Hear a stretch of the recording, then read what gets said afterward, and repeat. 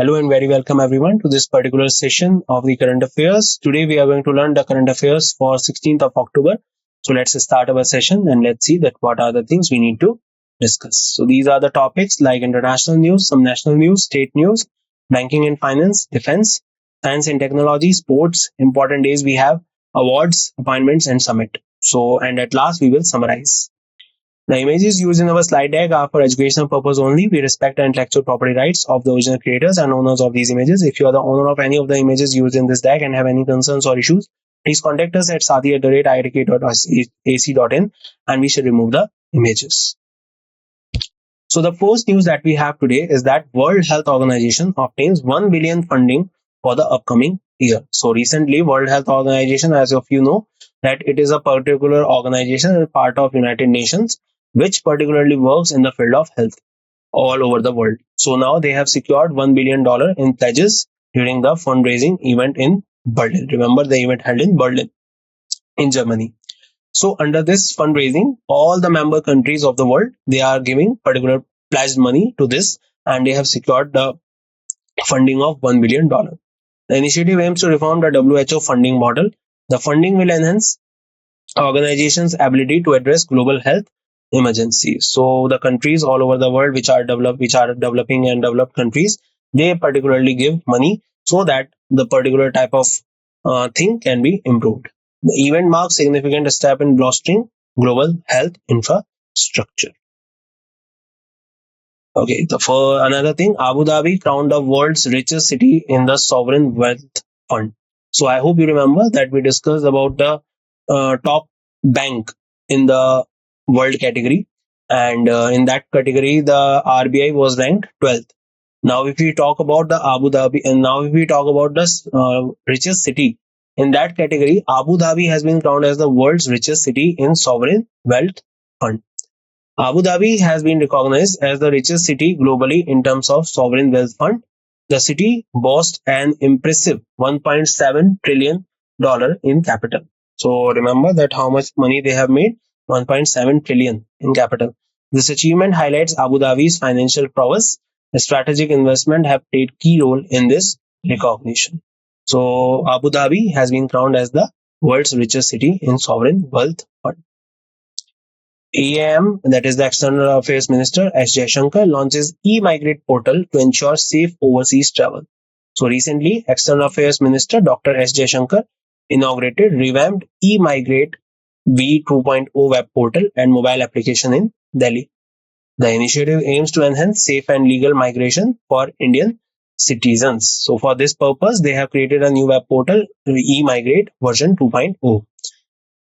It underscores India's government a commitment to protect the rights and dignity of the workers abroad. So for this purpose, they have been working, and to all the workers who are working abroad, like in Saudi Arabia, in Dubai or any other country, so to track them and to keep the record of all of them and to enhance their safety and legal migration, the government has approved this particular web portal.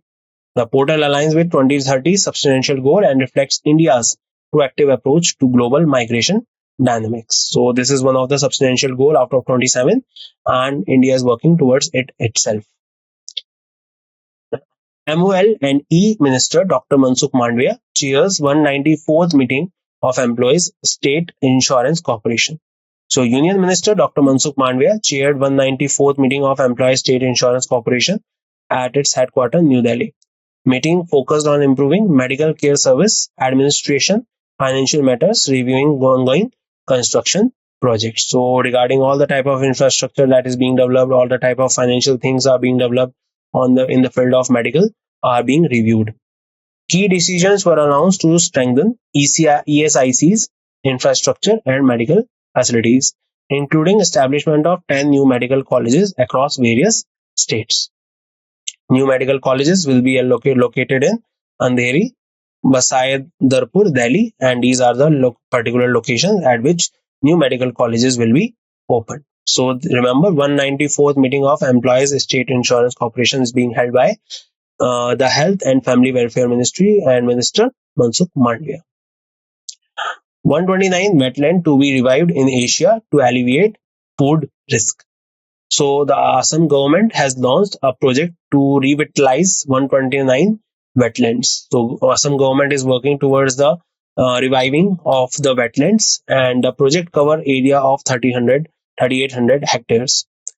Aim to mitigate flooding and boost fish production in the state. Wetland offer vital hydrological regulation service, including food mitigation and groundwater recharge. So for that purpose, remember 129 wetlands to be revived in which state? In Assam. Union Minister inaugurates Skill Training Institute in Visakhapatnam. So Sri Jayant Chaudhary, the Union Minister of State for Skill Development and Entrepreneurship, inaugurated National Skill Training Institute Extension Center, particularly an institute that is dedicated to provide skills to the young people, graduates, undergraduate, postgraduate. Located in Andhra Medical Tech Zone campus in Visakhapatnam, the aim to address immediate skill gaps in Andhra Pradesh. The minister engaged with candidates at the center during the inauguration. So the union minister, he has inaugurated a skill training institute in Visakhapatnam. Kerala Assembly passes a resolution against the Waqf Amendment Bill. So recently, Kerala Assembly unanimously passed a resolution urging the central government to withdraw the Waqf Amendment Bill. The bill was introduced, I think you remember, we discussed about this bill. It was in August when this bill was tabled in the Lok Sabha. And now the Kerala Assembly, they have particularly saying that the bill was introduced in the Lok Sabha in August and referred to Joint Parliamentary Committee. Okay, so now the Kerala Assembly, they have become the one of the assembly which have passed a resolution to withdraw this bill. Lawmakers expressed concern that the bill could undermine the autonomy of the Waqf board. So they are particularly concerned about the autonomous status of the Waqf board. The resolution reflects the state's stance on the management of Waqf properties. So for this purpose, the Kerala Assembly, they have passed the resolution, remember. Karnataka eyes top spot as Asia's animation and gaming powerhouse. So Karnataka Minister of Information and Technology and Biotechnology, Shri Priyank Kharge, expressed the state ambition to lead the gaming and animation industry. So to create more chances in case of animation and gaming industry, Karnataka is working towards that, and Karnataka Minister of Information Technology, Shri Priyank Kharge, is working towards this. The announcement was made during the second edition of Indian Gaming Convention. Kharge stated that Karnataka aims to become the gaming and animation capital. The state has necessary resource and infrastructure to achieve this goal. Union Minister Shivraj Singh Chauhan launched various schemes and laid the foundation stone of 500-kilometer long newly paved roads in Madhya Pradesh. So former Chief Minister of Madhya Pradesh, Mr. Shivraj Singh Chauhan, he has launched some various schemes for the construction of roads in Madhya Pradesh. Union Minister of Rural Development, participated in rural self-employment program at Bhai Runda, Madhya Pradesh. He launched various schemes under Pradhan Mantri Awas Yojana to enhance rural infrastructure, employment and housing across India. So for this purpose, Union Minister Shivraj Singh Chauhan has launched so that particular infrastructure will be developed in rural areas which will help in employment and housing. Foundation stone for 500 km to newly paved roads under Pradhan Mantri Gram Sadak Yojana was laid, and along with the launch of the Gram Sadak Survey and Planning tool. The Government of India approved the establishment of 5 new rural self-employment training institute training centers in Madhya Pradesh. The Awas Sakhi mobile application for PMA beneficiaries communities management training centers were also launched, with 100 centers being rolled out across 18 states. Nagaland partners with Wales for the 25th Hornbill Festival. Remember that Nagaland famous festival is the Hornbill Festival. This is the 25th edition of this festival.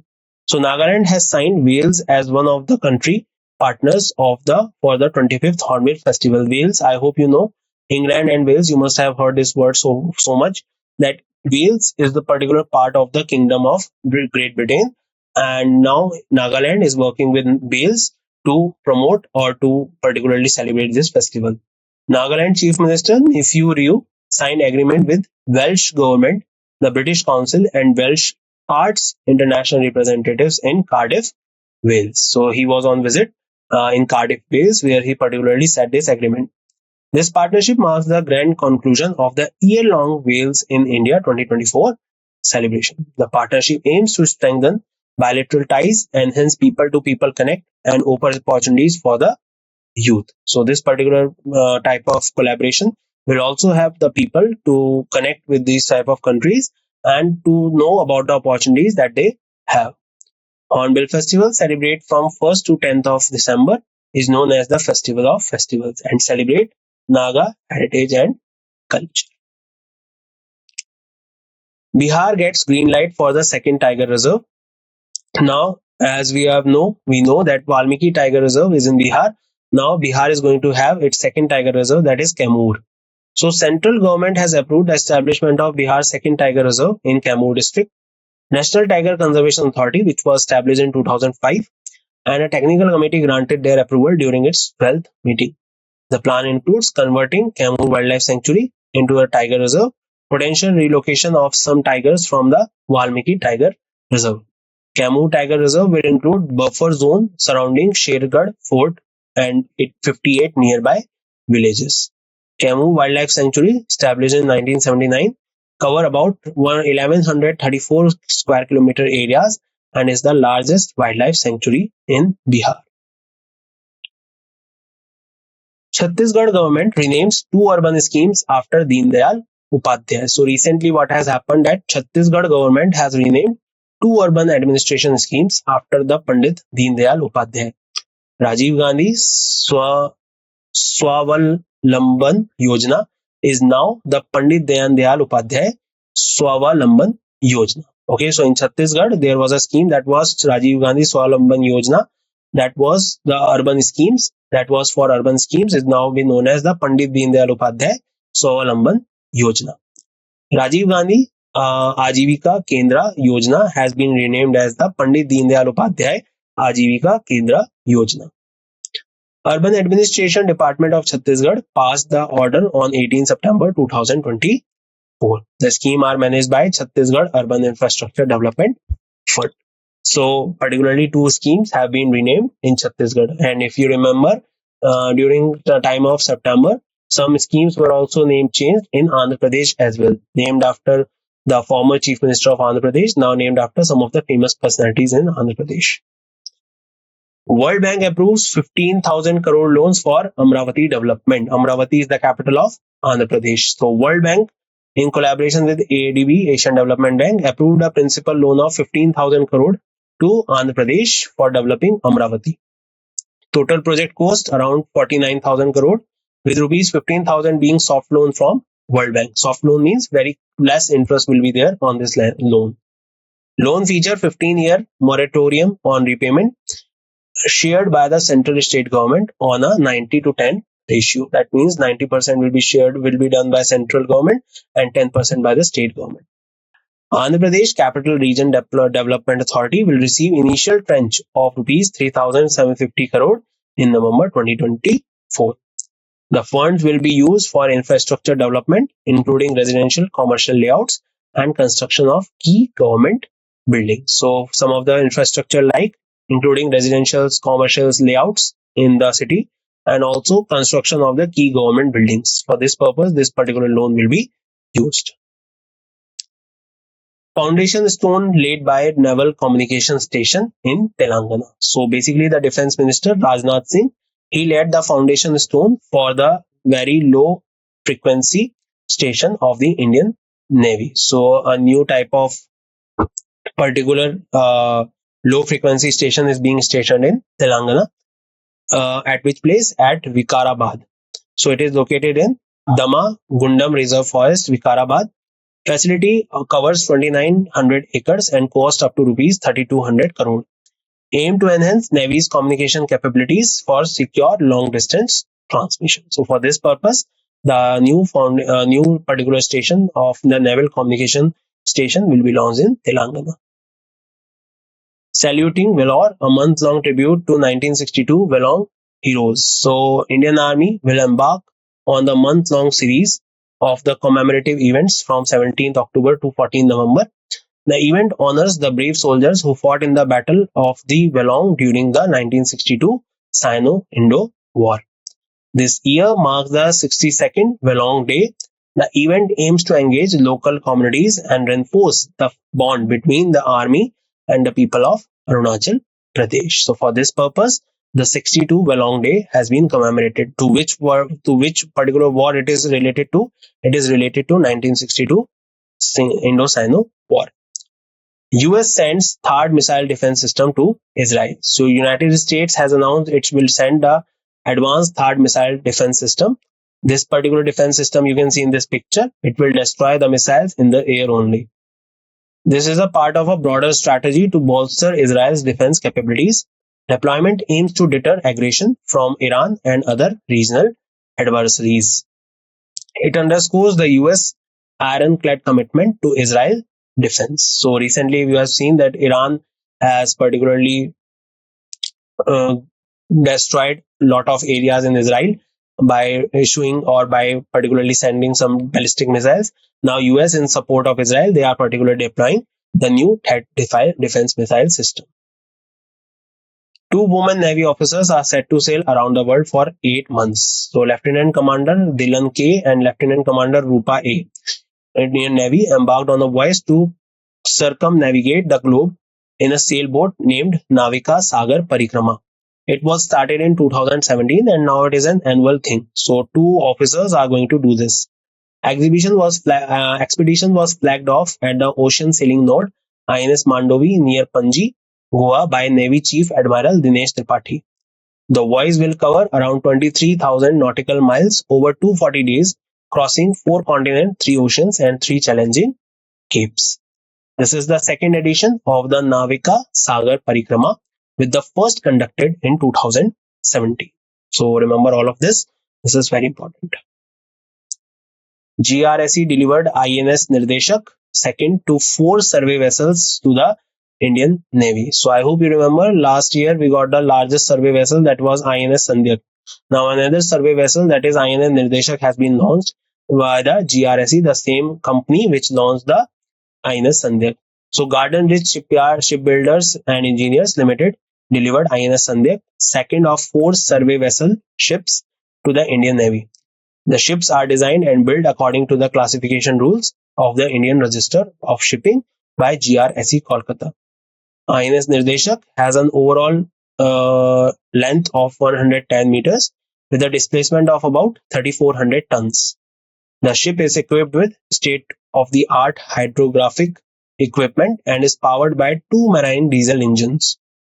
SVL ships are capable of full-scale coastal deep-water hydrophobic surveys and oceanographic and geophysical data collection, can participate in low-intensity combat and HADR operations. So this all will be done under this particular category. USA approves 53 Mk-54 torpedoes to India for enhanced Navy capabilities. The Defense Security Cooperation Agency of the USA have approved the sale of 53 Mk-54 lightweight torpedoes in India, valued at approximately USD 175 million. The torpedoes are intended for the use with India's MH-60R Seahawk helicopters to enhance naval capabilities.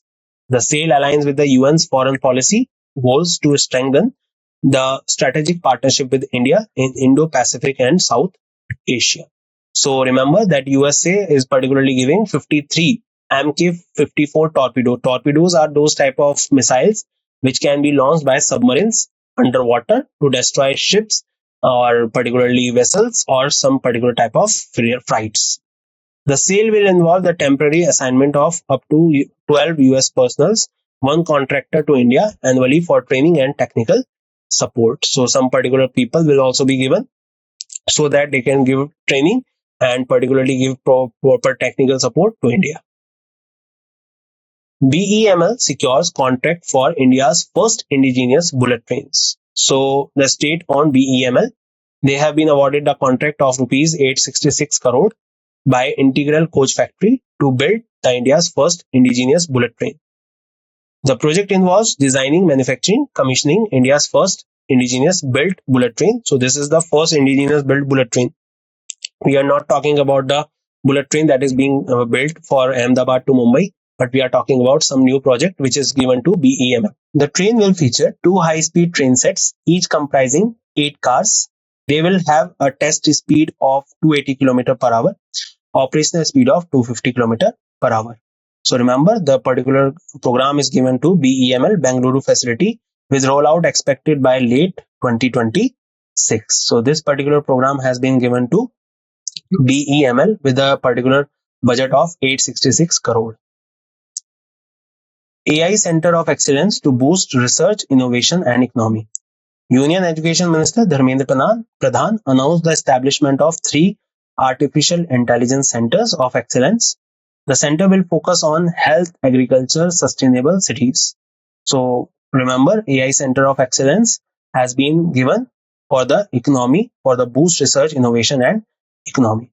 They are located at AIIMS Delhi, IIT Ropar and IIT Kanpur. So these excellence centers will be at AIIMS Delhi, IIT Ropar, IIT Kanpur. Remember, IIT Ropar was also involved in the discovery of new type of metals besides the Satluj River last year. Initiative aims to promote research, innovation and economic development while addressing public welfare. So this was the purpose, and new AI centers will be deployed in AIIMS Delhi, IIT Ropar and IIT Kanpur. Europe Clipper embark on journey to Jupiter icy moon. So NASA's Europa Clipper spacecraft has embarked on a journey to explore Europa. Europa is the satellite of Jupiter, as one of the Jupiter's moon. The largest one is Ganymede, we know, but one more there is Europa. It is also one of the largest. NASA's Europa Clipper has been embarked on this journey. Already in 2016, Juno mission was launched by NASA for the research purpose on Jupiter. So it went in 2011, it reached in 2016.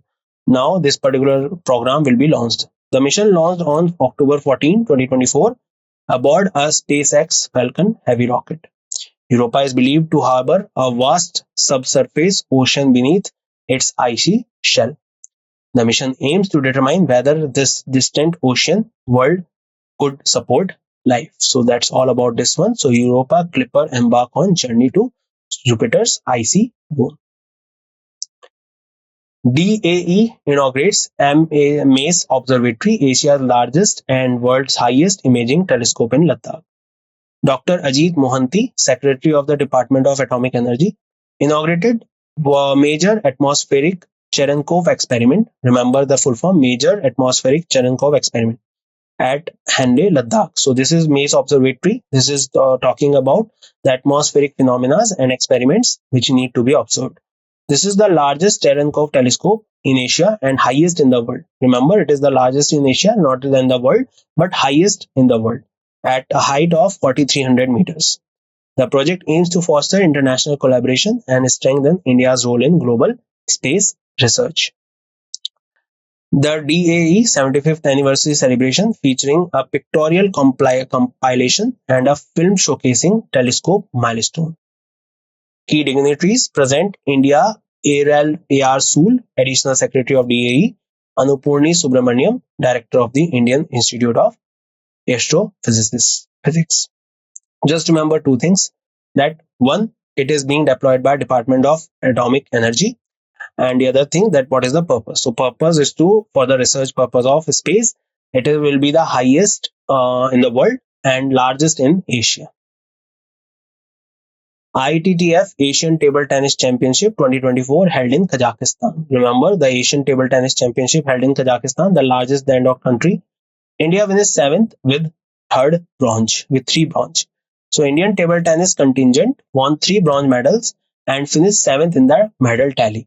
So try to understand this thing. There were a lot of countries who were participating, and India got at the position of 7th with a total number of medals, with a total 3 bronze medals of the 27th edition of ITTF Asian Table Tennis Championship. The championship was held from 7 to 13th October at the Belin Arena in Astana, Kazakhstan. Japan topped the medal tally, remember this point, with 8 medals, followed by China with 5 medals, North Korea with 3 medals. So India has doing good things, but they have got 3 bronze, and that is why they have gone to 7th position in ITTF Asian Table Tennis Championship. India is set to host the inaugural Kho-Kho World Cup in 2025. So Kho-Kho Federation of India is an association with the International Kho-Kho Federation announced that India will host the inaugural Kho-Kho World Cup in 2025. So this was the first time that Kho-Kho World Cup is going to be held, and it is going to be held in 2025 in India. The event will feature 16 men's and women's team from 24 countries and 6 continents. Aim to elevate Kho-Kho to international stage, promote cultural exchange, showcase the sports intensity. So to promote the culture, because it is a part of a culture, and also it is intensity. One more I'd like to add to your memory, that yoga is also being added as a demonstration sports in the upcoming Asian Games that are going to be held in Japan, so that it can be introduced as a medal event in 2030 Asian Games. The tournament will feature a week-long series of matches with top-tier athletes from across the world. Kho-Kho Federation India aspires to secure Kho-Kho place in 2032 Olympic Games. Some of the important days: International Day of the Eradication of Poverty. This particular day is dedicated on 17th of October. Remember this. Raise awareness about the importance of eradicating poverty. The collective efforts towards more just, inclusive, and equitable world. The focus is particularly on plight of those living in extreme poverty. So remember that 17th October is the Poverty Eradication Day. World Space Week 2024, 4th to 10th of October. This particular day is observed from 4th to 10th of October. Collaboration with space technology and climate sciences. The theme is space and climatic change. First ever WSW was observed in 2000. The United Nations Office of Outer Space Affairs oversee the event. So to create awareness regarding the space and climatic changes that are happening. So for that purpose, this week, the 4th to 10th of October is celebrated or commemorated as the World Space Week. Darren Acemoglu, Simon Johnson, and James E. Robinson won the Sveriges Riksbank Prize in Economic Sciences. So Royal Swedish Academy of Sciences has awarded the Sveriges Riksbank Prize in Economic Sciences in memory of Alfred Nobel 2024. Darren Acemoglu, Simon Johnson, and James E. Robinson. So remember that they have won the Nobel Prize in Economics, and there are 3 total persons: Darren, Simon, and James. The prize amount of 11 million Swedish kronor to be shared equally between the laureates. Umar Abdullah took the oath as the Chief Minister of Jammu and Kashmir. So Umar Abdullah, the prominent leader, I hope you know this person and you have seen this person in news. He's the leader of Jammu Kashmir National Conference, has been sworn in as the Chief Minister of Jammu Kashmir. The oath of office was administered by Lieutenant Governor Manoj Sinha. Abdullah accession follows the National Conference victory in the recent elections. The Congress party has chosen to provide external support rather than direct involvement. Okay, so basically the Congress party is avoiding to give the direct involvement and they are just giving the external support. Though the Jammu Kashmir National Conference, they have got the majority, and now Omar Abdullah is become the Chief Minister of Jammu and Kashmir. Pratha Pratim Sengupta appointed as the MD CEO of Bandhan Bank. RBI appointed Partha Pratim Sengupta as the MD and CEO of the Bandhan Bank. His appointment is for a period of 3 years. He replaced Chandrasekhar Ghosh, founder, MD, CEO of the bank. The appointment marks significant development in the Indian banking sector. Amit Kumar appointed next CMD of AI Assets Holding Limited.